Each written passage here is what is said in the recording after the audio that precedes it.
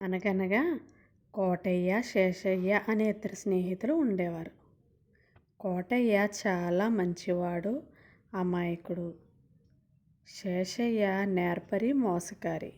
అయితే కోటయ్య అమాయకత్వాన్ని ఆసరాగా చేసుకొని శేషయ్య ఎప్పుడూ ఏవో లేనిపోని కష్టాలు చెప్పి అతని దగ్గర నుండి డబ్బులు దోచుకునేవాడు. పాపం కోటయ్య అతని టక్కరితనాన్ని తెలుసుకోలేకపోయేవాడు. నిజంగానే అతను కష్టాల్లో ఉన్నాడేమో అనుకొని తన శక్తిని మించి సహాయం చేస్తూ ఉండేవాడు. అయితే రాను రాను శేషయ్య నిజస్వరూపం కోటయ్యకు అర్థమైంది. అయినా గట్టిగా ఏమీ అనలేకపోయేవాడు. ఒకరోజు కోటయ్య, శేషయ్య పని మీద పొరుగురికి బయలుదేరారు. అక్కడికి వెళ్ళాలంటే అడవి దాటాలి. అడవిలో వెళుతుండగా వాళ్లకు ఒక సింహం ఎదురొచ్చింది.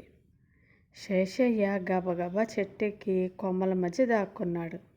చెట్టు ఎక్కడం చేతకాని కోటయ్య సింహం ఎవరినైనా చంపి తింటుందేమో గాని చచ్చిన శవాలను తినదు అని గుర్తొచ్చి కదలకుండా నేల మీద పడుకొని ఊపిరి బిగబట్టి ఉండిపోయాడు.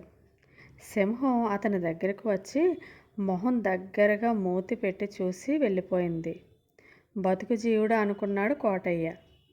చెట్టు దిగి వచ్చిన శేషయ్య, ఏమిటి, సింహం నీ చెవిలో ఏదో చెప్పినట్లుంది అని ఎగతాళిగా అన్నాడు.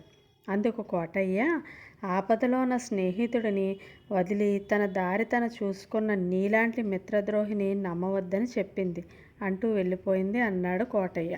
అదర్రా పిల్లలు, కథ కనుక మీకు నచ్చినట్లయితే ప్లీజ్ లైక్ చేయండి, సబ్స్క్రైబ్ చేసుకోండి. Thank you.